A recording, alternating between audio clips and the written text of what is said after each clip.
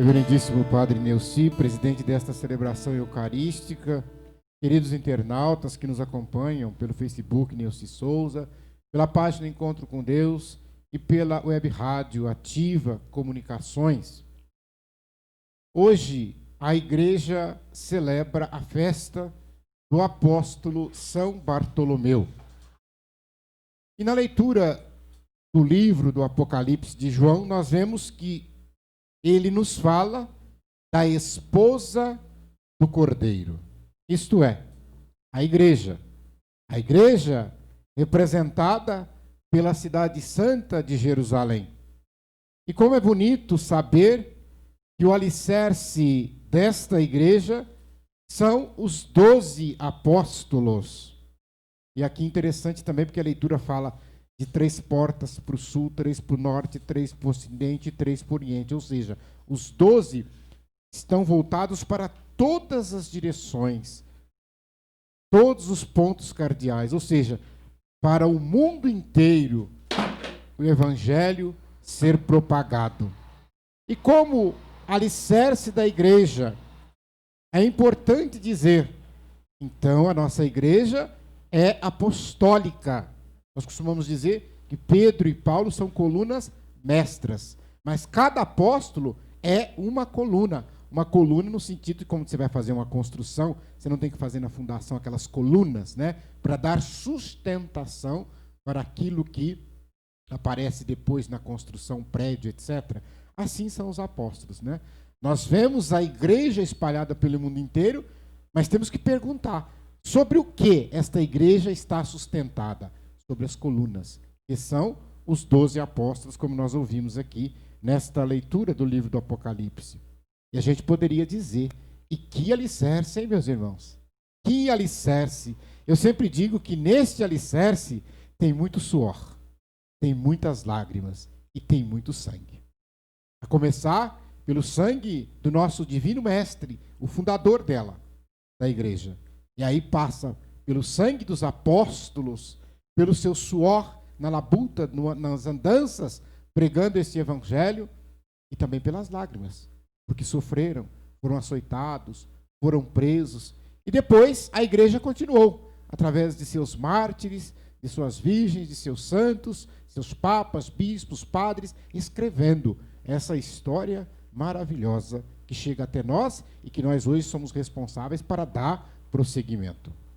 E no Evangelho, a gente fala assim, muita gente pergunta, né? Mas peraí, vocês estão falando de São Bartolomeu, mas eu não vi falar Bartolomeu no Evangelho, né?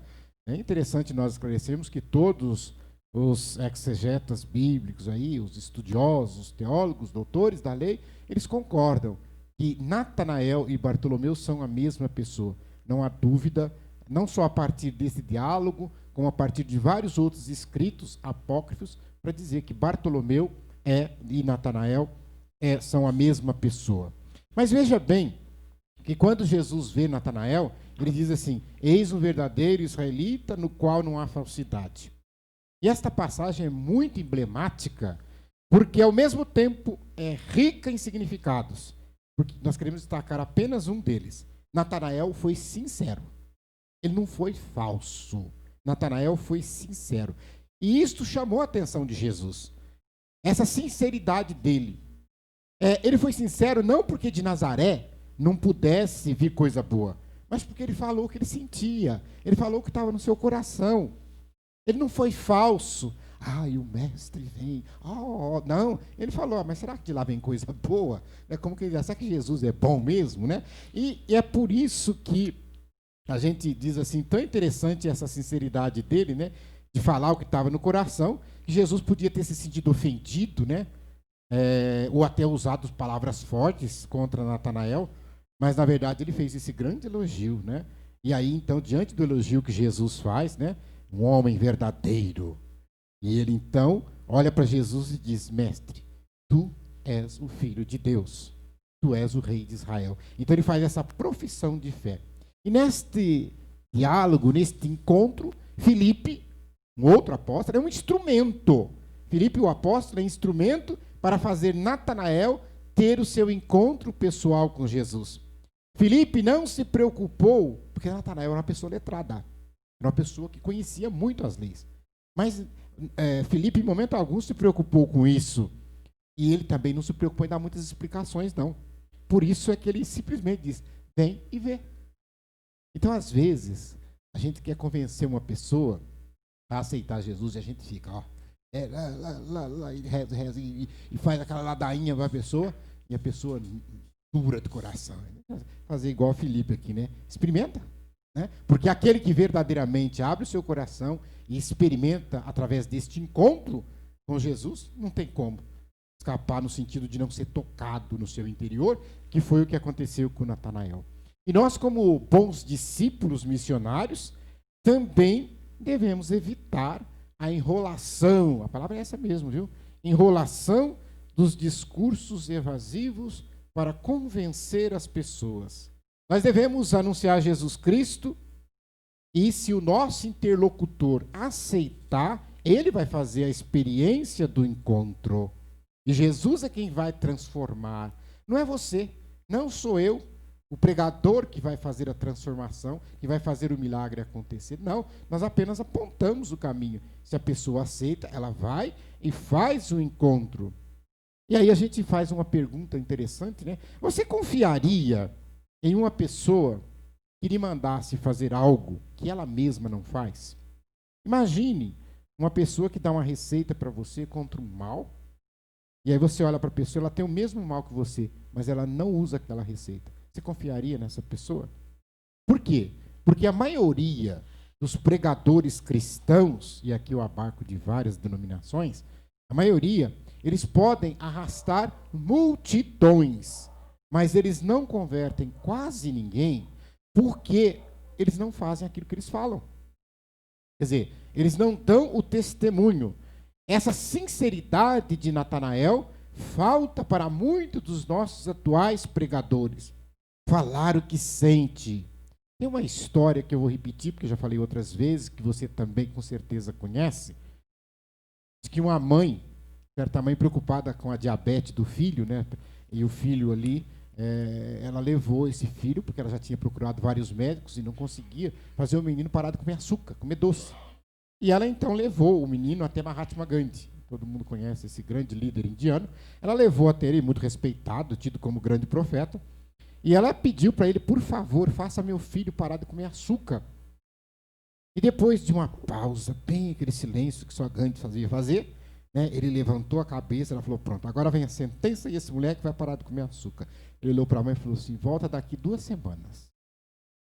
Ela saiu um pouco decepcionada, falou, mas como 2 semanas? Mas, enfim, não custa nada, eu vou voltar. E aí, ela voltou 2 semanas depois. Aí ela entrou, foi atendida por Mahatma Gandhi, baixou a cabeça, aquele silêncio, aquela concentração. Na hora que ele ergueu a cabeça, falou, agora vem a sentença. Ele olhou para o moleque e falou assim, não coma mais açúcar. E a mãe ficou parada ali esperando, que ele fosse falar alguma coisa, né? Falou, tá bom, pode ir. A mãe ficou agradecida, mas ela ficou perplexa. Ela falou, gente, mas você demorou 2 semanas para falar isso pro meu filho? Podia ter falado semana passada.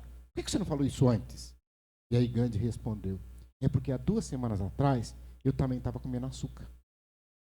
Vocês conseguem entender? Há 2 semanas atrás, eu também não tinha autoridade para falar para esse menino parar de comer açúcar. Entendeu como não se deve pedir para alguém parar de beber, se você bebe?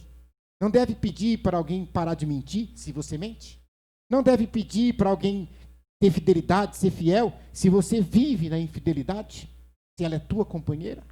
Esta é a coerência que é cobrada de nós cristãos. E São Bartolomeu, apóstolo do Senhor, ele que na Bíblia tenha citado com esse nome de Natanael, que significa dom de Deus, mas o nome Bartolomeu, né, que os 3 sinóticos falam, bar, prefixo bar significa filho no aramaico, então bar, filho, então é Bartolomai, filho de Tomai, e Tomai significa agricultor, quer dizer, era filho de agricultores, né? E ele nasceu em Caná da Galileia, justamente no local onde Jesus fez o seu primeiro milagre. E ele teria, segundo a tradição dos apócrifos, né, os escritos que não estão na Bíblia, após a morte de Jesus, ele teria ido para a Índia, e depois ele retornou para a Armênia, que é muito conhecido, um país muito cristão, católico, E ele, nesse local, conseguiu converter o rei da Armênia. Conseguiu converter a esposa, e estava convertendo muita gente. E aí os sacerdotes do lugar, invejosos que eram, pediram um martírio e conseguiram, então, arrancar o couro de São Bartolomeu. Ele teve o seu couro arrancado vivo. Ele não foi morto, ele teve o couro arrancado vivo. E aí depois foi decapitado após ter seu couro arrancado. Isso aconteceu no dia 24 de agosto do ano de 51. E nós hoje também, é bom a gente lembrar disso, a gente não pode fugir da verdade, eu estava acabando de falar isso aqui. Nós fazemos memória de um triste acontecimento que marcou para sempre a memória de São Bartolomeu, esse grande mártir da nossa igreja. Vocês com certeza já ouviram falar Noite de São Bartolomeu, né? Essa tristeza aconteceu em 1572, na França, né? Sob o reinado de Catarina de Médici. E veja bem que foi uma noite considerada a noite da intolerância religiosa, onde, prestem atenção no que eu vou falar, a manipulação político-religiosa. Repito, quando se mistura política com religião, toma cuidado. Essa manipulação, esse extremismo fez com que milhares de homens, mulheres e crianças protestantes tivessem suas vidas ceifadas. Prestem bem atenção nisso. Políticos que se diziam católicos usaram a religião para os seus próprios interesses. Infelizmente, também encontraram apoio de alguns que se diziam religiosos e também não buscavam o evangelho, mas buscavam seus próprios interesses. E esse extremismo marcou a festa de São Bartolomeu para sempre.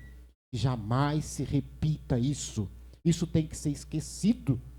Meu irmão, minha irmã, o fato, por exemplo, vou usar uma expressão aqui chula, mas o fato de eu ser, ou de você ser palmeirense, não te impede de conviver com o São Paulino harmoniosamente, ou com o Santista. Assim também, o fato de ter uma fé católica não pode me levar a odiar os protestantes, a odiar os espíritas. Eu preciso dialogar, eu preciso conviver, e assim colocar em prática, na minha vida, este evangelho que prego no dia a dia. Se você tem medo de se aproximar do diferente, daquele que é de outra religião, você tem que se perguntar: será que a tua fé está firme? Você está com medo do quê? Está com medo dele te convencer a deixar a igreja? Então a tua fé precisa ser melhorada. Você precisa abastecer-se melhor da palavra, da Eucaristia. É preciso, meus irmãos, que esse fanatismo e intolerância religiosa sejam banidos da nossa realidade eclesial. E isto só vai acontecer com o uso de uma única arma: o respeito à fé das pessoas, o diálogo e a verdade. E que São Bartolomeu interceda por todos nós. Amém.